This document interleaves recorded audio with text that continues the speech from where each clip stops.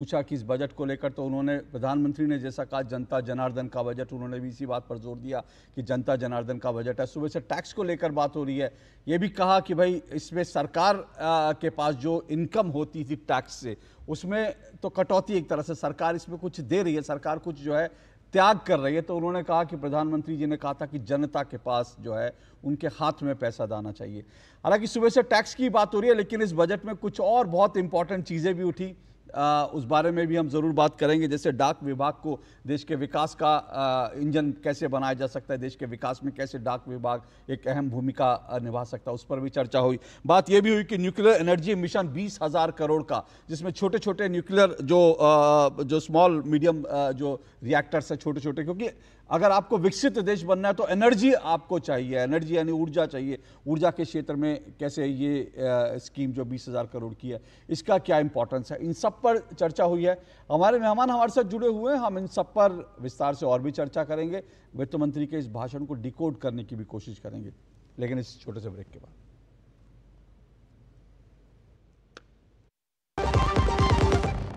महिलाओं को हर महीने 2,500 रुपए। 5 फरवरी को कमल का बटन दबाएं, भाजपा को जिताएं। भाजपा सरकार चाहिए। पर लोन लेने के लिए खुद का हैवी मार्जिन लगाना पड़ता है। 80% तक का बिजनेस लोन मिलेगा, हाँ? वो भी कोलैटरल फ्री। अच्छा, 5 करोड़ तक बैंक ऑफ बड़ौदा संभाल लेगा। बड़ौदा महिला स्वावलंबन लोन, तो शुरू कीजिए अपना ड्रीम बिजनेस। क्या आप जीवन में अनहोनी घटनाओं की चुनौती से सुरक्षित है? सुरक्षा का भरोसा नेशनल इंश्योरेंस के साथ। प्रोडक्ट्स की एक विशाल रेंज जो सुरक्षित रखे आपके जीवन के हर पहलू को, चाहे हो सेहत, घर, गाड़ी या business. Prompt service, hassle free process, fair settlements और कैशलेस फैसिलिटी के लिए टाई अप। हमारी वेबसाइट या अपने करीबी NIC ऑफिस में जाए। नेशनल इंश्योरेंस, 1906 से आपके भरोसेमंद इंश्योरेंस पार्टनर। मेरा सेविंग्स अकाउंट ओपन हो गया और बैंक भी जाना नहीं पड़ा। रियली? तू जानता है इसका बैंक कौन है? कौन है sir? SBI। Open digital savings account using video KYC। इसे कहते हैं सॉलिड बैंक की सॉलिड बैकिंग। मैं आपको कॉल करता हूँ। तो ब्रेक के बाद एक बार फिर आपका स्वागत है और हम बात कर रहे हैं बजट 2025 की, जिसे प्रधानमंत्री मोदी ने जनता का बजट नाम दिया है। और जनता के क्या कंसर्न है, देशवासियों के क्या कंसर्न है और स्वर्णिम भारत कैसे इस बजट के माध्यम से बन सकता है, इस सब पे चर्चा करने के लिए हमारे साथ 3 खास मेहमान हैं।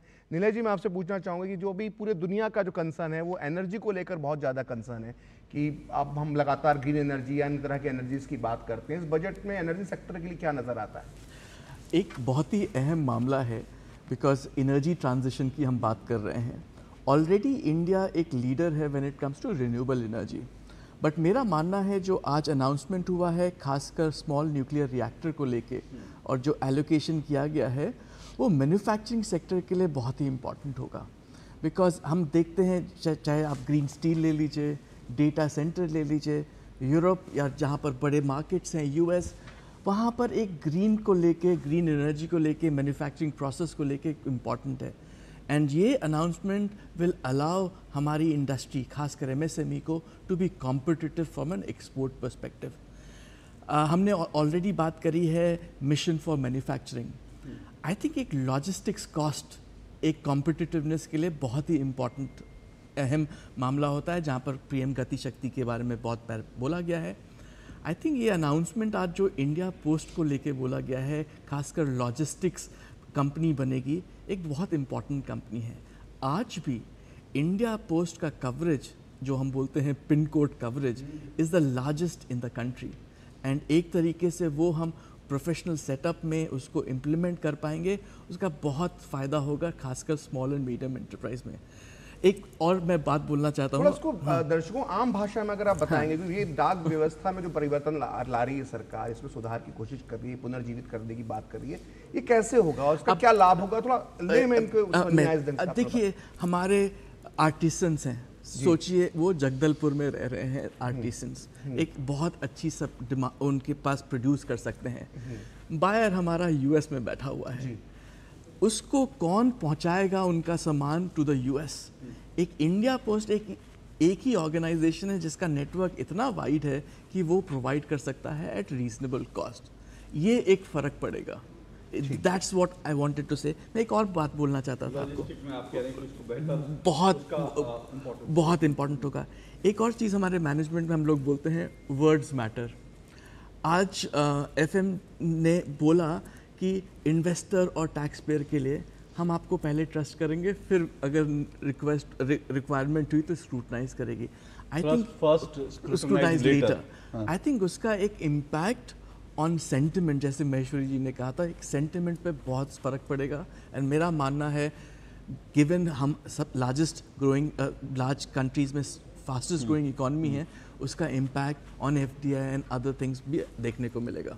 Ashwini ji, nuclear energy mission की बात है, फिर ज़बरदस्त है, एनर्जी के लिए बड़ा इंपॉर्टेंट है, जैसा अभी बात भी चल रही थी, लेकिन इसमें राज्यों की एक बड़ी भूमिका रहेगी आपको लगता है? बिकॉज हम अगर कुडानकुलम को लेकर देखें किस तरह से पॉलिटिकली हमारे यहाँ ऐसे इश्यूज कई बार क्रिएट कर दिए जाते हैं, कितना बड़ा आंदोलन हुआ था इस पर, तो राज्यों की भूमिका आपको लगता है इसमें? क्योंकि अगर हम चाह रहे हैं कि एनर्जी और जैसे स्मॉल स्केल इंडस्ट्री MSME के लिए अगर एनर्जी रहेगी तो ग्रोथ होगा, लेकिन उसके लिए स्टेट्स की बड़ी इंपॉर्टेंट भूमिका रहेगी। देखिए, स्टेट्स जैसे कि वित्त मंत्री ने अपने इंटरव्यू में कहा भी कि अब स्टेट्स जो हैं, जो सरकार मदद कर रही है, उनको इंटरेस्ट फ्री लोन दे करके 50 साल का उसको हाथों हाथ ले रहे हैं, क्योंकि वो विकास के साथ संबंधित है। उसी प्रकार से आज सभी स्टेट समझ रहे हैं कि अगर उनको $1 ट्रिलियन की इकॉनमी बनना है या आगे बढ़ना है, ग्रोथ को आगे बढ़ाना है, तो उसके लिए ज़रूरी है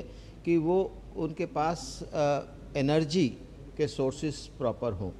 और एक तरफ सरकार ने इस पर तरफ से प्रयास किया है कि कैसे डिस्कॉम्स बना करके उनको इस बजट में भी ये प्रावधान आया है। मैं यहाँ पर मुझे ऐसा लगता है कि जो विरोध वाली बात है, जो NGOs के माध्यम से जो विरोध होता रहा है, आज से 10-15 साल पुराने और अभी में बहुत अंतर आया है। जिस प्रकार से NGOs एक्सपोज हुए हैं, उसके बाद इस प्रकार के जो डेवलपमेंटल प्रोजेक्ट्स हैं उनको रोकने का जो नक्सली प्रयास है वो रुकेगा। NGOs की जो फॉरेन फंडिंग उस पर भी नजर लगे होने के कारण। तो ये जो केवल न्यूक्लियर नहीं बल्कि जो रिन्यूएबल सोर्सेज, दूसरे रिन्यूएबल सोर्सेज हैं, चाहे वो सोलर है या तमाम दूसरे, वो भी इस बजट के माध्यम से उसको एक पुश देने का प्रयास हुआ है। तो कुल मिलाकर के राज्यों की भूमिका भी रहेगी, और राज्य मुझे लगता है कि आज वो भागीदार बनना चाहते हैं, और बड़ी संख्या में ऐसे राज्य हैं जहां केंद्र और राज्य सरकार एक ही पार्टी की है। 20 तो मानेंगे। तो इसलिए डबल इंजन की सरकार, इसलिए और जो कुछ ऐसे राज्य हैं जहां पर वहाँ पर भी लोगों का प्रेशर है, लोगों का दबाव है कि आप क्यों पश्चिम बंगाल को पिछड़ा रहने देना चाहते हैं। और उसी दबाव के चलते हम देख रहे हैं कि कई जगह राज्य सरकारें भी बदल रही हैं। यानी अब लोग जो है वो चाह रहे हैं कि विकास हो, विकास को रोकने का जो कोई भी प्रयास करे। तो यहाँ पर एक बात आपने इस इंटरव्यू से पहले मैं सवाल पूरा कर लूँ, क्योंकि सवाल बड़ा इंपॉर्टेंट है, लोग इसका कंटेक्स्ट समझ पाएंगे। FDI ये माना जा रहा है क्योंकि FDI इंश्योरेंस सेक्टर में बहुत बड़ा सेक्टर है, इंश्योरेंस सेक्टर बड़ा इंपॉर्टेंट सेक्टर है। अब ये इंश्योरेंस सेक्टर में FDI 100% कर दी, लेकिन अगर मैं गलत नहीं हूँ, मुझे जहाँ तक याद है आप लोग भी स्वदेशी जागरण मंच से जुड़े रहे, बीजेपी और वो लगातार जो है FDI रिटेल सेक्टर में और शायद इंश्योरेंस सेक्टर में भी FDI का विरोध करते रहे थे। तो अभी क्या चीज़ें बदल गई हैं कि अब FDI में 100% निवेश की बात हो रही है, और इससे क्या कुछ बदलेगा इंश्योरेंस सेक्टर भारत का? देखिए, 26% से शुरू हुए थे, फिर 49%, फिर 74% और अभी 100%। मुझे ऐसा लगता है कि जो मेरा अध्ययन है इंश्योरेंस सेक्टर के बारे में, इंश्योरेंस सेक्टर में FDI की लिमिट बढ़ाने से बहुत बड़ी मात्रा में कोई पैसा आ जाएगा, ऐसा होता नहीं है। क्योंकि इंश्योरेंस सेक्टर में बहुत कम निवेश की ज़रूरत होती है। और जहाँ जहाँ जिन जिन क्षेत्रों में परसेंटेज को बढ़ाया गया है वहाँ सब जगह एफडीआई आया है, ऐसा भी नहीं है। हमने डिफेंस के क्षेत्र में एफडीआई को की लिमिट को बढ़ाया, लेकिन कोई एफडीआई नहीं आया। भारतीय लोगों ने डिफेंस इक्विपमेंट बना करके दुनिया भर में एक्सपोर्ट करना शुरू कर दिया।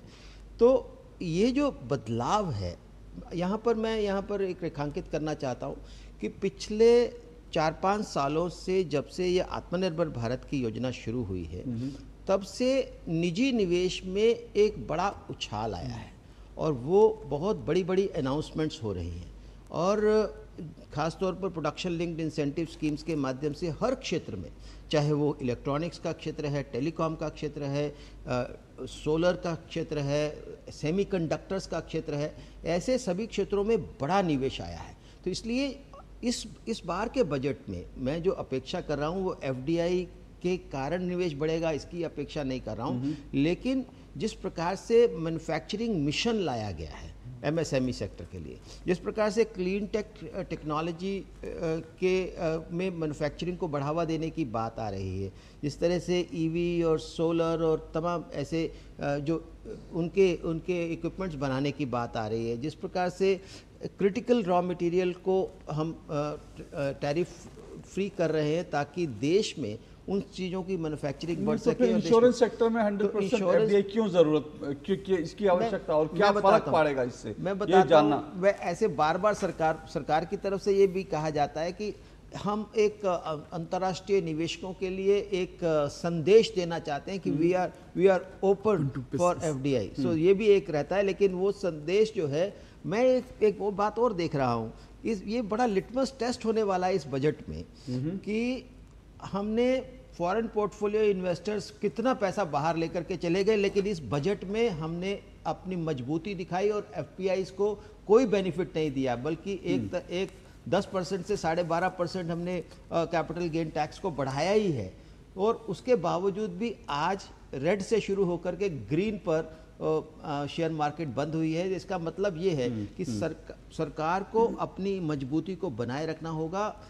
विदेशी पोर्टफोलियो इन्वेस्टर्स के पास और बहुत सारे साधन नहीं हैं कि वो कहीं कहीं चले जाएंगे। भारत जैसी मार्केट किसी को मिलने वाली नहीं है, तो इसलिए इसकी बहुत चिंता करने की मुझे लगता है आवश्यकता नहीं है। और भारत के जो निवेशक हैं उन लोगों ने भी इतनी बड़ी मात्रा में निवेश किया है शेयर मार्केट्स के अंदर। जहां जहां एफपीआईज बाहर जाते हैं वहीं एफआईआईज जो है वो हमारे डीआईआईज जो है वो एंटर करते हैं। तो इसलिए एक अभी आपने डिफेंस से ज्यादा डरने की जरूरत नहीं। अभी आपने डिफेंस सेक्टर की बात करी तो रक्षा मंत्री राजनाथ सिंह ने केंद्रीय बजट का कैसे स्वागत किया। उन्होंने वित्त मंत्री निर्मला सीतारमण को बधाई दी। रक्षा मंत्री ने कहा कि ये शानदार बजट है, इस बजट में समाज की सभी वर्गों की चिंता की गई है। ये बजट गरीब, किसान, युवा, नारी सभी सेक्टरों के विकास को बढ़ावा देने वाला है। तो सुन लेते हैं रक्षा मंत्री राजनाथ सिंह का रिएक्शन। का जो विकसित भारत का स्वप्न है उसे साकार करने की दृष्टि से वित्त मंत्री श्रीमती निर्मला सीतारमण जी ने जो यह बजट प्रस्तुत किया है, ये अपने में शानदार बजट है। मैं इस बजट की भूरी भूरी प्रशंसा करता हूं। और इस बजट में समाज के सभी वर्गों की चिंता की गई है। यह बजट युवा, गरीब, किसान, नारी और समाज के सभी वर्गों और सेक्टर्स के विकास को बढ़ावा देने वाला है। और खासकर मध्यम वर्ग के जो लोग हैं उनके योगदान को भी मान्यता देते हुए यह बजट मैं कहूं अभूतपूर्व तोहफा लेकर आया है, तो यह कहना अतिशयोक्ति नहीं होगी। मैं पुनः एक बार इसके लिए माननीय प्रधानमंत्री जी और निर्मला जी के इस शानदार बजट के लिए मैं हार्दिक बधाई देता हूं। वित्तीय वर्ष 2025-26 के बजट में डिफेंस मिनिस्ट्री को 6,81,000 करोड़ से अधिक का एलोकेशन किया गया है, जो पिछले साल के बजट एलोकेशन से लगभग 9.5% अधिक है। और डिफेंस फोर्सेस का मॉडर्नाइजेशन ये हमारी सरकार की प्राथमिकता रही है। और इसके लिए भी 2025-26 में 1,80,000 करोड़ रुपए का कैपिटल एलोकेशन किया गया है, जो हमारी सेनाओं की क्षमता को पहले से कहीं और अधिक बढ़ाएगा। और पिछले वर्ष के तरह ही डिफेंस मॉडर्नाइजेशन बजट का 75% हिस्सा डोमेस्टिक इंडस्ट्री से प्रोक्योरमेंट में खर्च किया जाएगा। और भूतपूर्व सैनिकों और उनके परिवारजनों को पेंशन और स्वास्थ्य सेवाओं के लिए इस बजट में पर्याप्त प्राविधान किए गए हैं। पिछले वित्तीय वर्ष की तुलना में बॉर्डर इंफ्रास्ट्रक्चर के लिए 10% की वृद्धि की गई है और कोस्ट गार्ड के लिए भी 43% यानी 43% कैपिटल बजट को बढ़ाया गया है। सब मिला जुलाकर इस बजट के बारे में मैं कहूं तो यह प्रधानमंत्री जी के विकसित भारत के स्वप्न को पूरा करने वाला यह बजट है। चलिए, ये तो वित्त मंत्री माफ कीजिएगा रक्षा मंत्री राजनाथ सिंह का रिएक्शन था बजट को लेकर। एक छोटा सा ब्रेक ले रहे हैं, ब्रेक के बाद कुछ और बातें भी करेंगे और कुछ और मेहमानों के साथ चर्चा भी जारी रहेगी छोटे से ब्रेक के बाद। पर लोन लेने के लिए खुद का हैवी मार्जिन लगाना पड़ता है। 80% तक का बिजनेस लोन मिलेगा, हाँ? वो भी कोलैटरल फ्री। अच्छा, 5 करोड़ तक बैंक ऑफ बड़ौदा संभाल लेगा। बड़ौदा महिला स्वावलंबन लोन, तो शुरू कीजिए अपना ड्रीम बिजनेस। जब धरती चीर कर निकलता है लोहे का पत्थर और मिलता है मोंगिया के जोश से, फिर तपता है, पिघलता है और बनता है फौलाद। अब होता है सरिया सारी खूबियों के साथ। मोंगिया स्टील, मजबूत देश का मजबूत सरिया। मुथूट फाइनेंस पेश करते हैं गोल्ड लोन मेला। गोल्ड लोन लेने पर और कस्टमर रेफर करने पर पाइए सुनहरा मौका, लाखों के गिफ्ट वाउचर जीतने का, साथ ही साथ जीतें आप 24 कैरेट खरा सोना। गोल्ड लोन लेने के लिए आज ही मुथूट फाइनेंस की ब्रांच में जाइए या फिर कॉल कीजिए 1-800-313-1212। पर लोन लेने के लिए खुद का हैवी मार्जिन लगाना पड़ता है। 80% तक का बिजनेस लोन मिलेगा, हाँ? वो भी कोलैटरल फ्री। अच्छा, 5 करोड़ तक बैंक ऑफ बड़ौदा संभाल लेगा। बड़ौदा महिला स्वावलंबन लोन, तो शुरू कीजिए अपना ड्रीम बिजनेस।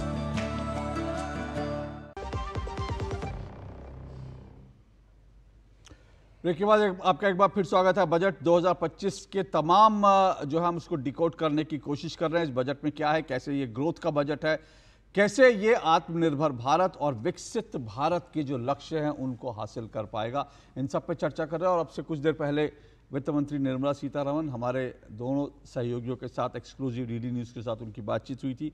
और हमारे जो सहयोगी हैं अजय मिश्रा इस वक्त हमारे साथ जुड़ रहे हैं सीधा। अजय मिश्रा, लगातार वित्त मंत्री के भाषण की समीक्षा हो रही है और अभी उन्होंने भाषण लंबा दिया, फिर आपके साथ और मार्कलिन के साथ चर्चा भी हुई। क्या डिकोड कर पाए हैं अब तक चर्चा, जो बजट का भाषण था उससे इतर अगर मैं बात करूं, क्या तस्वीर आपको उभर कर आती है सामने? देखिए अशोक जी, बहुत धन्यवाद इस कार्यक्रम में शामिल करने के लिए। जो वित्त मंत्री ने सबसे बड़ी बात कही कि प्रधानमंत्री ने उन्हें निर्देश दिया कि हम इस मिडिल क्लास को सपोर्ट करने के लिए क्या कर सकते हैं, जो कि ये देश चलाते हैं। वो टैक्स पेयर्स, वो मिडिल क्लास जो कि देश की विकास यात्रा में सबसे महत्वपूर्ण योगदान देता है, क्योंकि गरीबों के लिए बहुत सारी योजनाएं हैं। जो उच्च आय वर्ग वाले हैं उनके लिए कई तरह की सब्सिडीज़ हैं, PLI स्कीम जैसे सपोर्ट दिए जाते हैं। लेकिन जो मध्यम वर्ग है, जो टैक्स पेयर है, उनके लिए अब तक इतनी बड़ी प्रोत्साहन की योजना इससे पहले नहीं थी। तो प्रधानमंत्री ने निर्देश दिया और उन्होंने कहा कि आप इस पर कुछ काम कीजिए। तो वित्त मंत्री ने कहा कि जैसे हमने बजट टीम के साथ इस पर काम किया और प्रधानमंत्री को जब ये बताया कि हम इस तरह का पेशकश करने जा रहे हैं कि 12 लाख तक की आमदनी पर कोई भी टैक्स नहीं देना होगा, उन्होंने तुरंत इसको गो अहेड दे दिया। इसी तरह से जब हमने ये सवाल किया कि आपने महिलाओं के लिए काफ़ी अच्छी स्कीम लेकर के आई हैं, तो उन्होंने कहा कि हम शायद 50 करोड़ महिलाओं को भविष्य में जोड़ने जा रहे हैं। ये बड़ी हेडलाइंस हैं। आप समझिए कि स्टैंड अप योजना की शुरुआत की गई थी, जिसमें 1.5 लाख बैंक की शाखाओं में कम से कम एक महिला और कम से कम एक SC/ST के उद्यमी को कोलेटरल फ्री टर्म लोन देने की योजना थी। वो सक्सेसफुल योजना को आगे बढ़ाते हुए इस बजट में एक नई योजना की घोषणा की गई है। वित्त मंत्री ने कहा कि अभी उसका नाम फाइनल नहीं किया गया है, लेकिन महिलाओं पर विशेष फोकस है। पहली बार कोई भी महिला किसी भी वर्ग की हो, अगर वो उद्यमिता में प्रवेश करना चाहती है तो उसको टर्म लोन दिया जाएगा 2 करोड़ रुपए तक का। अभी तक ऐसा कभी नहीं हुआ था। क्रेडिट एक्सेस इस बजट का सबसे बड़ा सेंट्रल पॉइंट है। क्रेडिट कैसे सभी को मिले, समय पर मिले, सस्ता मिले, इस पर अजय आपने कितना बताया? 50 करोड़। अजय आपने इसमें कितना करने की है? अजय आपने क्या बताया, कितना लक्ष्य रखा है इसमें, कितनी महिलाओं को जोड़ने का? मैं भी चौंका था जब जब उन्होंने कहा 50 करोड़, जैसे ही उन्होंने बोला ऐसे ही मैं भी चौंका था। मैंने भी उनसे मुझे लगा शायद मैंने गलत सुन लिया, इसलिए पूछ रहा हूं। लेकिन इस बार 5 लाख महिलाओं को नहीं बिल्कुल नहीं, 5 लाख महिलाओं को इसमें जोड़ने का लक्ष्य इसमें कहा गया है कि 5 लाख महिलाओं को 2 करोड़ रुपए तक का जो टर्म लोन है दिया जाएगा, वो भी कोलेटरल फ्री। इसी तरह से स्टार्टअप इकोसिस्टम आप अशोक जी देखिए, 10,000 करोड़ रुपए का fund of fund startup India launch करने के साथ ही शुरू किया गया। उसका नतीजा यह निकला कि स्टार्टअप्स को 91,000 करोड़ रुपए का इन्वेस्टमेंट ऑलरेडी मिल चुका है। इस बजट में पहली बार फिर से 10,000 करोड़ रुपए के नए फंड्स ऑफ फंड की घोषणा की गई है। इसका फायदा मिलेगा स्टार्टअप के लिए। जो रियायतें थी उसको 2030 तक यानी 5 सालों के लिए बढ़ा दिया गया है। तो ये लॉन्ग टर्म का बजट है, ये विकसित भारत को मजबूत करने वाला बजट है। और जिस तरह से हम कह रहे थे कि विकसित भारत होता क्या है, वित्त मंत्री ने बताया कि जो कमेटी ऑफ सेक्रेटरीज थी उन्होंने ये निर्धारित किया और 5 पैमाने रखे गए। पहला पैमाना ये है कि 2047 तक भारत में कोई भी गरीब नहीं रहेगा। दूसरा पैमाना यह है कि सभी को उच्च शिक्षा दी जाएगी, good quality access of education सभी को दी जाएगी 100%। तीसरा पैमाना यह है कि आपको समग्र स्वास्थ्य सेवाएं मिलेगी, comprehensive health services, affordable health services मिलेंगी, ये तीसरी बात। चौथी बात है कि सभी के लिए स्किल और सभी के लिए एम्प्लॉयमेंट की व्यवस्था होगी 2047 तक। पांचवी बात, देश की 70% महिलाओं को वर्कफोर्स का हिस्सा बनाया जाएगा। और छठी बात कि भारत को पूरे वर्ल्ड का फूड बास्केट बनाने के लिए फार्मर्स को मदद की जाएगी। ये 6 पैरामीटर हैं जो भारत को विकसित भारत कैसे बनेगा भारत उसको परिभाषित करते हैं। अजय, ये जो सिर्फ लोन की बात हो रही है, सिर्फ महिलाओं को लेकर लोन की बात नहीं, युवाओं को भी लोन के दरवाजे, ऋण के दरवाजे खोले गए हैं। MSCMA का में भी लोन की बात की गई है। क्रेडिट कार्ड की लिमिट, किसान क्रेडिट कार्ड की लिमिट बढ़ाई गई है। सरकार का बड़ी दृष्टि अगर मैं देखें, हम इसको बड़े उस पर देखें तो सरकार का लक्ष्य क्या है इस तरह से ज्यादा लोन देने के पीछे? प्रखर सर, 2014 में जब इस सरकार ने टेक ओवर किया तो उस समय एक बहुत चर्चा बहुत होती थी, उसको बोलते थे twin balance sheet problem. Twin balance sheet problem यह होता था कि बैंकों की बैलेंस शीट खराब थी। बैंकों की बैलेंस शीट इसलिए खराब थी क्योंकि जिन इंडस्ट्रीज को उन्होंने लोन दे रखा था उनकी बैलेंस शीट खराब थी। तो सबसे बड़ी चुनौती थी इस सरकार के सामने कि कैसे बैंकिंग व्यवस्था को दुरुस्त किया जाए। तो 6% का जो NPA था उसको अब घटा करके 2.4% तक ले आया गया है। बैंकों का राष्ट्रीयकरण हुआ, बैंकों को मजबूत बनाया गया, कई सारे बैंकों को मर्ज किया गया। अब 5 या 6 सबसे बड़े बैंक हैं, पहले 28 बैंक हुआ करते थे। बैंकिंग व्यवस्था बहुत ही मजबूत है। DPI की सफलता आपने देखी है, डिजिटल पब्लिक इंफ्रास्ट्रक्चर की सफलता देखी है आपने।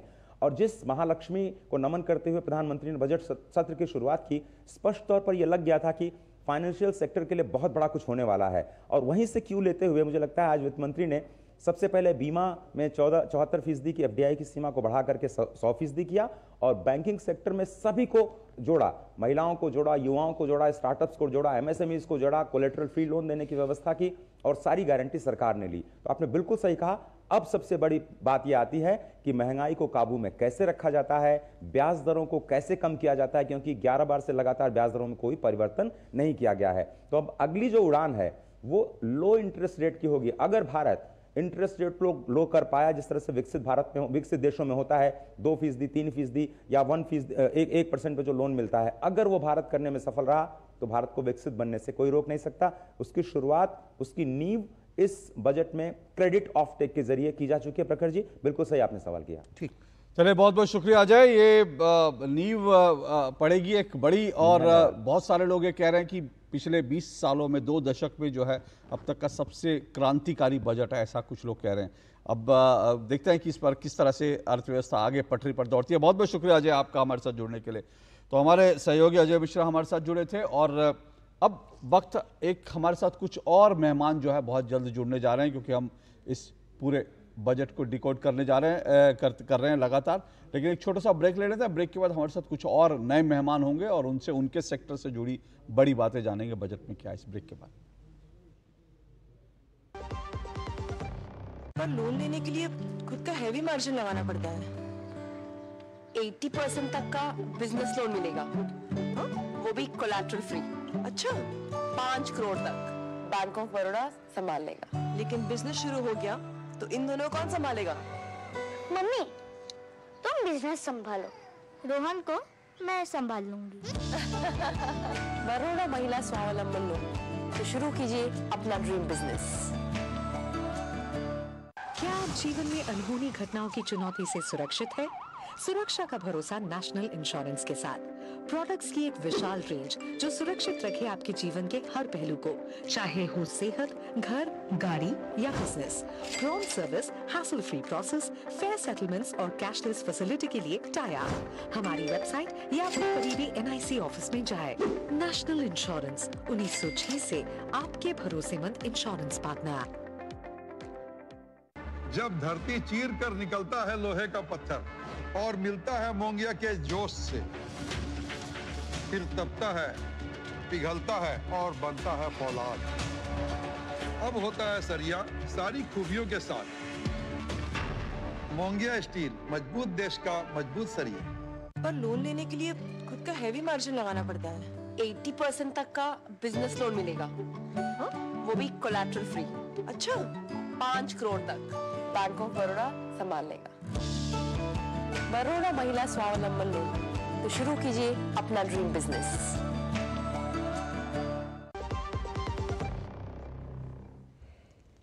एक बार फिर आपका स्वागत है और हम लगातार बजट पर बने हुए हैं। बजट से जुड़ी चर्चा लगातार जारी है और हम अब इस वक्त हमारे साथ कुछ और नए मेहमान जुड़ रहे हैं और उनसे उनके सेक्टर्स और ओवरऑल इस बजट को लेकर क्या कुछ है जानने समझने की कोशिश करेंगे। हमारे साथ जो इस वक्त मेहमान जुड़ रहे हैं, हमारे साथ हर्षवर्धन जी जुड़ रहे हैं। हर्षवर्धन अग्रवाल जी जो प्रेसिडेंट हैं FICCI and vice chairman managing director हैं इमामी इंडिया के। बहुत बहुत शुक्रिया हर्षवर्धन जी आपका। और हमारे साथ दूसरे मेहमान जो है मनीष शर्मा जी जुड़ रहे हैं। मनीष शर्मा जी चेयर हैं FICCI committee on electronics and white goods manufacturing and chairman है Panasonic life solution India and south Asia, तो पैनासोनिक इंडिया प्राइवेट लिमिटेड के। और मिस हमारे साथ ज्योति विज है, डायरेक्टर जनरल हैं फिक्की की, वो भी हमारे साथ जुड़ चुकी हैं। और मिस्टर सुनील संघाई जुड़ चुके हैं, चेयर हैं FICCI committee on capital markets and founder और CEO हैं नोवा वन कैपिटल प्राइवेट लिमिटेड के। आप सभी का बहुत बहुत शुक्रिया, स्वागत। प्रखर। हर्षवर्धन अग्रवाल जी, मेरा पहला सवाल आपसे, जो इनकम टैक्स के अंदर जो बहुत ही मध्यम वर्ग को, मिडिल क्लास को जो राहत दी गई है, तो बहुत उम्मीद की जा रही है कई सेक्टर्स में उसका असर देखने को मिल सकता है। FMCG सेक्टर को लेकर क्या उम्मीदें आपको लगती हैं? आई थिंक ये जो इनकम टैक्स में छूट दी गई है, इससे we really hope a lot of increase की, इससे कंजम्पशन में बढ़ोतरी होगी, क्योंकि इससे ये एक करीब 1 लाख करोड़ का ये एक अनुमान है कि करीब 1 लाख करोड़ रुपए कंज्यूमर्स के हाथ में, मिडिल क्लास लोगों के हाथ में जाएगा। और वो अगर उनके हाथ में जाता है तो कि surely they will be spending it on the consumption in the area of discretionary spend. So हमारा मानना है कि FMCG में इससे जरूर काफी फायदा होगा। मनीष शर्मा जी, लोगों के पास पैसा जाएगा, लोग इलेक्ट्रॉनिक्स में भी ज़्यादा खर्च करेंगे, बाकी सेक्टर्स में भी करेंगे, लेकिन ओवरऑल इलेक्ट्रॉनिक्स सेक्टर के लिए भी बड़े ऐलान किए गए हैं और यहाँ पर बहुत अवसर भी हैं, बहुत चुनौतियाँ भी हैं, बहुत कंपटीशन भी हैं। कैसे देखते हैं इलेक्ट्रॉनिक्स जो वो पूरा सेक्टर है उसके लिए? इलेक्ट्रॉनिक्स का जो सेक्टर है वो एसेंशियली एक ऐसा सेक्टर है जो ऑलमोस्ट हर इंडस्ट्री को कट अक्रॉस करता है। हालांकि जो उसकी आइडेंटिटी है वो ऐसे होती है कि जो कंज्यूमर अप्लायंसेस हैं, जो एक छोटा पोर्शन है टोटल इलेक्ट्रॉनिक्स का। आपको एक छोटा सा मैं यदि अनुमान दूं तो पिछले साल हमारे देश में लगभग $115 बिलियन की इलेक्ट्रॉनिक्स मैन्युफैक्चरिंग हुई और इसका पोटेंशियल जो है वो 2030 तक लगभग $500 बिलियन का है। उसमें से जो कंज्यूमर अप्लायंसेज हैं वो लगभग 13 से 14 बिलियन डॉलर हैं। तो एक छोटा प्रोपोर्शन है इलेक्ट्रॉनिक्स का, क्योंकि ऑटोमोटिव में, इंडस्ट्रियल में, टेलीकॉम में, इन सारी चीजों में अब इलेक्ट्रॉनिक्स आती है। तो यदि आपको इस पर्सपेक्टिव को देखना है कि आज जो अनाउंसमेंट्स हुए हैं, तो 2 तरीके के अनाउंसमेंट्स हुए हैं। एक है जिसको आप एक स्ट्रेटेजिक कैटेगरी में डाल सकते हैं, और जो मुझे सबसे ज्यादा एक्साइट किए वो 2 अनाउंसमेंट्स एक्साइट किए। एक जो नेशनल मैन्युफैक्चरिंग मिशन का अनाउंसमेंट हुआ है, जो कि मेक इन इंडिया प्रोग्राम को यहाँ से आगे लेके जाएगा। तो यहाँ तक make in India programme was about ये इंश्योर करने के लिए कि जो भी प्रोडक्ट्स हमारे देश में कंज्यूम होते हैं वो हमारे देश में असेंबल हो। और जो आज से हम आगे जाएंगे उसमें 2 और चीजें होंगी। पहली चीज होगी कि हम किस तरीके से बैकवर्ड इंटीग्रेशन, जो वैल्यू एडिशन है लोकल, उसको किस तरीके से एक्सपैंड करें और ग्लोबल स्तर के ऊपर अपने आप को कॉम्पिटिटिव बना के एक्सपोर्ट्स को भी इनेबल करें। तो एक ये आज बड़ा अनाउंसमेंट हुआ। और दूसरा जिसमें मुझे काफी एक्साइटमेंट है, I will look forward to, जो मेरे ख्याल से जैसे नीड ऑफ द आवर बोलते हैं, वो है भारत ट्रेड नेट। और इसमें ये अनाउंसमेंट हुआ है कि 3 मिनिस्ट्रीज साथ में आएंगी और क्रॉस इंडस्ट्री एक एंगेजमेंट क्रिएट करेंगी, जिसमें कॉमर्स मिनिस्ट्री, एमएसएमई और रेवेन्यू।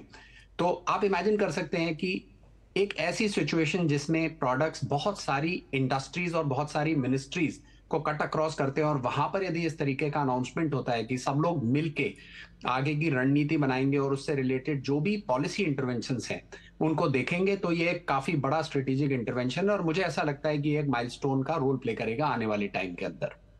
ठीक, हमारे साथ ज्योति बिज भी जुड़ी हुई हैं, जो डायरेक्टर जनरल हैं फिक्की की। ज्योति जी, स्वागत है आपका। ज्योति जी, मैं पूछना चाह रहा हूं कि जो आज पूरा बजट है, हर सेक्टर से उसकी तारीफ हो रही है, लेकिन अगर अगले 1 साल की बात करें तो अगले 1 साल में ये वो कौन कौन से सेक्टर हैं जिसमें इस बजट की एक पॉजिटिव भूमिका दिखाई दे सकती है या ग्रोथ में वो नजर आ सकता है कि इन सेक्टर में खास ग्रोथ होगी इस बजट से, जो आपको एक अंदाजा लगता हो? एक तो अगर ओवरऑल आप इन्वेस्टमेंट एंड कंजम्पशन, ये जो 2 पीसेस हैं जो कि हम एज फिक्की गवर्नमेंट को रेकमेंड कर रहे थे कि ये दोनों गवर्नमेंट इन्वेस्टमेंट और कंजम्पशन का बढ़ावा से प्राइवेट इन्वेस्टमेंट आ सकता है, तो ये तो ओवरऑल डेफिनेटली एक प्राइवेट इन्वेस्टमेंट को पुश देगा। बट आई थिंक इंफ्रास्ट्रक्चर जो है, इंफ्रास्ट्रक्चर ग्रोथ तो कंटिन्यूड बेसिस पे रहेगा, बिकॉज केपेक्स स्पेंड भी 10% बढ़ा है और उससे इंफ्रास्ट्रक्चर पे तो जोर रहेगा। सो इंफ्रास्ट्रक्चर के साथ 200 इंडस्ट्रीज और जुड़ी होती हैं कंस्ट्रक्शन में, उन सब इंडस्ट्रीज को फायदा होगा।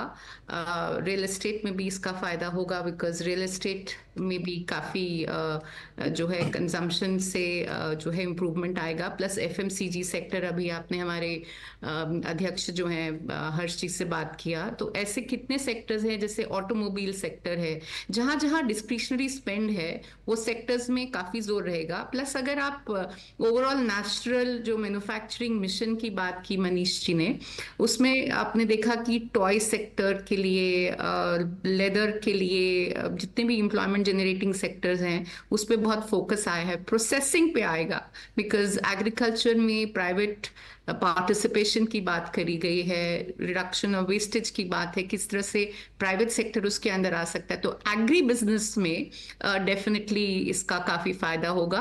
प्लस सस्टेनेबल बिजनेसेस का काफी जोर रहा है इसमें, और न्यूक्लियर बिजनेस का भी, न्यूक्लियर रिएक्टर्स का भी बात कर रहा है, जो small nuclear reactors for energy purpose. So renewable के लिए एक नया पुश है। Plus I think the lithium ion batteries की जो बातचीत हुई है, एमएसएमई सेक्टर को इन जनरल काफी बढ़ावा मिलेगा। और लाइक आई सेड, लिथियम में रिन्यूएबल रिलेटेड जो सेक्टर्स हैं, चाहे वो ईवी है, रिन्यूएबल एनर्जी है, इन सबको भी काफी बढ़ावा मिलेगा। ज्योति जी, फुटवेयर, लेदर, टॉय इंडस्ट्री की खास तौर से बात हो रही है, तो इसमें कितना पोटेंशियल आप देखती हैं, ये देखते हुए कि इसको लेकर जो कंपटीशन है खास करके चाइना और बाकी सब मार्केट से, उसको लेकर किस हद तक आप पोटेंशियल देखती हैं? तो एक तो है कि ये सारा ज्यादा सेक्टर एमएसएमई में है, और एमएसएमई में एम्प्लॉयमेंट अब्जॉर्प्शन कैपेसिटी है, और ये जो सेक्टर्स हैं ये पर्टिकुलरली बहुत एम्प्लॉयमेंट इंटेंसिव हैं। सो इसके लिए जो एम्प्लॉयमेंट एक बहुत बड़ा जो मुद्दा है, उसके हिसाब से ये जो सेक्टर्स में जो पुश दिया जा रहा है, बहुत राइट पुश दिया जा रहा है। एंड ओवरऑल एमएसएमई को जो प्रोपेल करने के लिए जितने भी अनाउंसमेंट्स हुए हैं, चाहे वो इन्वेस्टमेंट टर्नओवर का डेफिनेशन है, चाहे वो सेक्टोरल है, उससे फायदा होगा। और जहाँ तक कि टॉयज की बात है, जिस पे चाइना पे हमारी बहुत डिपेंडेंसी है, इस पे काफी पिछले 3-4 साल से काफी डिटेल स्टडी हो रहा है। कोविड के समय से टॉय सेक्टर के ऊपर हमारे गवर्नमेंट के साथ बहुत सारे कंसल्टेशंस हुए हैं इसके ऊपर, और इसमें गवर्नमेंट का बहुत स्ट्रॉन्ग फोकस है कि इसको कैसे लेके आना है। एमएसएमई मिनिस्ट्री में इसमें जो स्मॉल प्लेयर्स हैं उनको आइडेंटिफाई करके ऑलरेडी एक मिशन फोकस वे में इसको बढ़ावा मिल रहा है। तो ये सेक्टर्स को हमें एक इंडियनाइजेशन करके उसको लेके आना है। I think government is very committed to that and very hopeful that we will be able to bring it to India and create the supply chain with in India. Sunil ji, अभी ज्योति जी ने एम्प्लॉयमेंट की बात करी, और कोई भी बजट जो है उसका एक बड़ा चैलेंज होता है, और ख़ास करके आज के दौर में, क्योंकि लोग कहते हैं कि भाई अब दुनिया भर में एम्प्लॉयमेंट जो है उसमें कमी आ रही है, छटनियाँ हो रही हैं, ये चैलेंज जो है भारत के सामने भी बना हुआ है। ये बजट एम्प्लॉयमेंट जनरेशन के लिए, अब एमएसएमई की हम बात कर रहे हैं, जाहिर सी बात है वहाँ से एम्प्लॉयमेंट जनरेशन तो होता है, लेकिन मगर ओवरऑल अगर बात करूँ तो एम्प्लॉयमेंट जनरेशन, वेल्थ क्रिएशन के लिए कितना इंपॉर्टेंट ये रोल निभा सकता है? देखिए, एम्प्लॉयमेंट एंड वेल्थ क्रिएशन ये एक कॉम्बिनेशन है बहुत सारी चीज़ों का। तो आप पूरा टोटलिटी में यदि बजट को देखेंगे तो थोड़ा बैकग्राउंड में यदि हम जाएं तो बैकग्राउंड अभी जो था बजट के पहले, हमारा ग्लोबल सिचुएशन बहुत अच्छी नहीं थी। इकोनॉमी हमारी लास्ट क्वार्टर में थोड़ी स्लो डाउन हुई। एम्प्लॉयमेंट की बहुत चर्चा थी कि एम्प्लॉयमेंट जनरेशन नहीं हो रहा है। उस बैकग्राउंड में इस बजट को बनाना बड़ा डिफिकल्ट था। तो उस परिस्थिति में बनाया हुआ ये बजट बड़ा ही क्रिएटिव बजट है। मैं इसलिए क्रिएटिव बोल रहा हूँ कि इसमें 3 बड़े अलग अलग किस्म की चीज़ों का एक तरह से समावेश किया गया है, और ये एक तरह से ये संगम है 3 चीज़ों का। एक है कि फिस्कल जो प्रूडेंस है इस गवर्नमेंट का हमेशा से रहा है कि फिस्कली ये प्रूडेंट रही है गवर्नमेंट। आप देखिए, फिस्कल डेफिसिट जो पिछले साल टारगेट था 4.9, उसको हमने 4.8 किया, अगले साल 4.5 के बदले 4.4 किया। तो वो एक सिग्नल जाता है मार्केट में, उसका इम्पैक्ट आएगा इंटरेस्ट रेट पे, उसका इम्पैक्ट आएगा इन्फ्लेशन पे। दूसरा कंजम्पशन, जो भी आपने सुना अग्रवाल साहब से, ज्योति से भी, कि कंजम्पशन के लिए बहुत फोकस हुआ है इस बजट में, और वो कंजम्पशन अल्टीमेटली इकोनॉमी को ग्रो करेगा और वो ग्रो करने से एम्प्लॉयमेंट क्रिएट होगा। तीसरा जो केपेक्स है, थर्ड पिलर, एंड देयरफॉर ये कॉम्बिनेशन है fiscal prudence, consumption and capex. ये इतना आसान नहीं है। केपेक्स में बात हुई कि भाई हमने केपेक्स को इंक्रीज किया कि नहीं। पिछले साल आप देखिएगा केपेक्स जो एक्चुअली गवर्नमेंट कमिट की थी बजट में, उतना हम स्पेंड नहीं कर पाए। तो उससे हम वापस उसी लेवल पे आए, तो there is an increase from actually जो हम स्पेंड कर पा रहे हैं उससे लगभग 10% का इंक्रीज है केपेक्स में।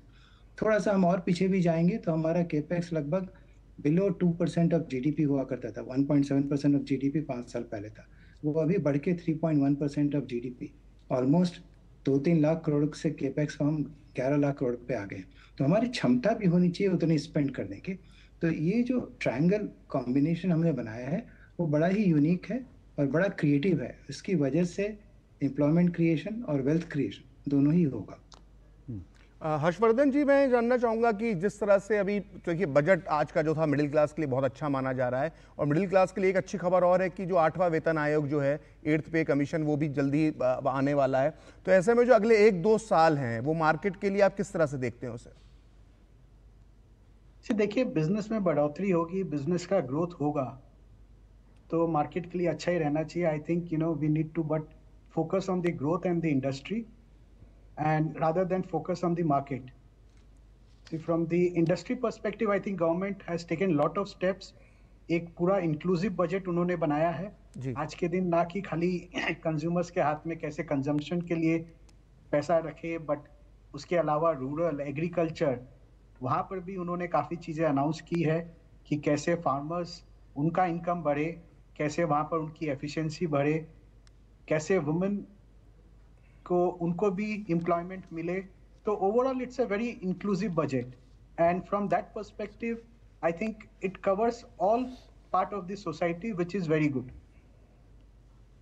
ओके, एक सवाल और मैं ज़रूर जानना चाहूँगा, और मुझे लगता है कि वो एक इम्पॉर्टेंट फैक्टर है, वो ये कि न्यूक्लियर एनर्जी मिशन 20,000 करोड़ का जो है उसका ऐलान किया गया है, और इंडस्ट्री को हमेशा ज़रूरत होती है एनर्जी की, और भारत जैसे देश में बहुत सारे स्टेट में बहुत सारे सेक्टर्स ऐसे हैं, बहुत सारी जगह ऐसी हैं जहाँ एनर्जी को लेकर एक शॉर्टेज होती है, वो एक चुनौती होती है। तो ये जो स्मॉल मॉड्यूलर रिएक्टर की जो पूरी योजना है उसको लेकर के मनीष जी, आपको लगता है कि ये एक इंडस्ट्री के पॉइंट ऑफ व्यू से बड़ा एक क्रांतिकारी कदम साबित हो सकता है?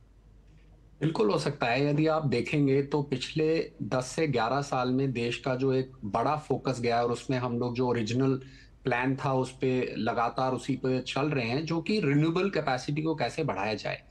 और रिन्यूएबल कैपेसिटी जैसे जैसे बढ़ रही है उसी तरीके से आपको उसको स्टोर करने की रिक्वायरमेंट, जिससे कि उसका यूसेज जो है वो केवल दिन तक सीमित ना रहे, खासकर जो सोलर पैनल्स जनरेट करते हैं, बट उसको स्टोर करके हम जब जरूरत हो तब यूज कर सके। तो ये तो अपॉर्चुनिटीज खोलेगा ही। और आज जो इनिशिएटिव्स लिए गए हैं और कुछ अनाउंसमेंट्स हुए हैं, जिसको मैं बोलता हूं कि यदि हमें energy security through energy transition drive करना है तो ये बहुत जरूरी है कि न केवल हम ऐसे प्रोडक्ट्स जैसे बैटरीज या सोलर पैनल्स को अपने देश में बनाना शुरू करें, बट हमारी जो डिपेंडेंसी है, जो मटेरियल्स और मिनरल्स या मेटल्स इनको बनाने में लगते हैं, उनको भी हम लोग अपने सप्लाई चेन के अंदर, एम्बिट के अंदर रखने की कोशिश करें। तो उस दृष्टि से यदि देखा जाए तो आज काफी अच्छे अनाउंसमेंट्स हुए हैं, जिस तरीके से रिसाइकलर्स को अब बाहर से भी जो आने वाला बैटरी वेस्ट है उसको लाने में सुविधा होगी, उस पर ड्यूटी पूरी एग्जेम्प्ट कर दी गई है। तो इस दृष्टि से यदि देखा जाए तो पैरेलली अगले 8 से 10 साल में जो लार्ज कैपेसिटी को स्टोर करने की कैपेबिलिटीज बनेंगी, और उसके पैरेलल यदि हम ये जो मॉड्यूलर रिएक्टर्स की बात कर रहे हैं, वो आत्मनिर्भरता एक स्पेसिफिक इंडस्ट्री, एक स्पेसिफिक ज्योग्राफी या जोन के अंदर बनाने में एक बहुत बड़ा रोल प्ले करेगी। तो ये काफी, जैसा कि आपने मेंशन किया, एक काफी माइलस्टोन अनाउंसमेंट होगा, और जो सपोर्ट इनिशियल जो इम्पेटस चाहिए वो दिया गया है इंडस्ट्री को। चलिए, बहुत बहुत शुक्रिया आप तीनों मेहमानों का, और इस बजट पर, आज के बजट पर जो है चर्चा करने के लिए, और हमने ये भी समझने की कोशिश की आपके हिसाब से, इंडस्ट्री के हिसाब से, ग्रोथ के हिसाब से पूरा बजट जो है किस दिशा में जाता दिखता है। बहुत बहुत शुक्रिया आप तीनों का डीडी न्यूज़ से जुड़ने के लिए, शुक्रिया आपका। और इसी के साथ फिलहाल मुझे और प्रखर को इजाज़त दीजिए, लेकिन डीडी न्यूज़ पर बजट को हम लगातार एक्सप्लेन करने के लिए आम लोगों के हिसाब से बजट क्या है, इंडस्ट्री के हिसाब से बजट क्या है, कैसे ये ग्रोथ का बजट है, कैसे आत्मनिर्भर भारत का बजट है, कैसे ये 2047 में विकसित भारत के स्वप्न को पूरा करने की दिशा में बढ़ने वाला बजट है, ये हम आपको तमाम समझा रहे हैं। आगे भी ये कार्यक्रम जारी रहेगा, आप जुड़े रहिए, लेकिन फिलहाल मुझे और प्रखर को इजाज़त दीजिए। नमस्कार। नमस्कार।